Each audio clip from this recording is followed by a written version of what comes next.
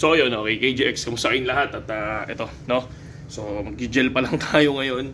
So ngayon, last day ng training, tapos mamaya hindi ko na makikita yung presyo ng PAI kasi nga hanggang alas 5 kami, pero mamaya makikita ko yun ng 5 o'clock, no? Congratulations na kagad doon sa, syempre una nagkaroon na ng presyo, di ba? Nagkaroon na ng value, di ba? So sa tagal ng hinintay din natin sa PAI, may value na siya. Okay. Pero still, doon pa rin ako sa sinasabi ko na hindi papasok yan ng 314,000 US dollar ngayong araw na to. Okay? At malabo din yan sa 11,000. Okay? So malabo yan doon. Kasi ang dami nag-hype sa Facebook na 11,000 ng PAI network. No? So syempre kung sakali na gumanon yung presyo, congratulations sa inyo. Diba?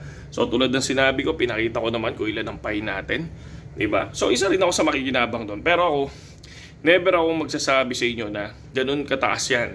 Una sa lahat, kahit na may mga nagsasabi nakalak, no? Sabi nila, hindi, pwedeng mangyari yan kasi maraming nakalak. No, ganun pa rin ang market cap niyan. Kahit may nakalak sila, so ibig sabihin, ganun pa rin yung presyo niyan. Kung sakali, kung 11,000, o i-times mo pa rin doon sa pinaka-total of circulating supply. Di ba? Yun yung magiging presyo niyan. Okay?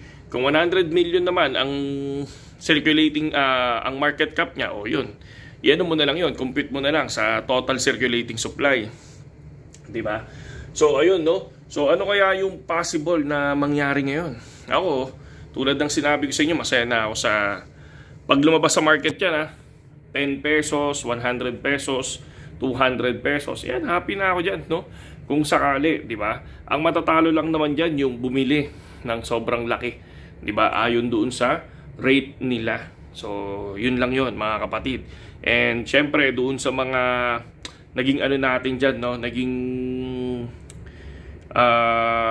hindi naman sa naging basher, yung doon sa mga nag-comment lang na totally, no? Parang ano kakaiba kasi, no? Kakaiba yung dulot ng PAI. Kasi tulad ng sinabi ko sa inyo, 6 years bago kasi na-farm yan. 6 years, no?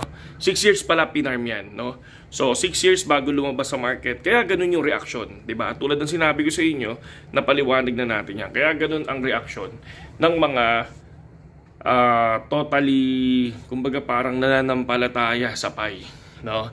Bawal silang awayin, bawal sabihan na bababa yung presyo. Ang gusto nila sabihin mo mataas ang presyo, no? Hindi tayo ganun Kumbaga ang pinapakita natin dito, ang sinasabi natin dito, yung experience ko ng nasa loob ako ng cryptocurrency, na hindi ako naniniwala na tataas ng ganun yung presyo nun, lalo na ilang bilyon, no? Ilang bilyon yung circulating supply niya, di ba? Pero hindi naman possible, di ba? Pag nagkaroon ng Michael Saylor, pag nagkaroon ng BlackRock, di ba? Baka lumipad talaga ng tuluyan, di ba? So yun lang, congrats sa lahat at kita-kits tayo mamayang 4 PM or alas 5, no? Kung ano yung maging presyo niyan. At saludo mga kapatid.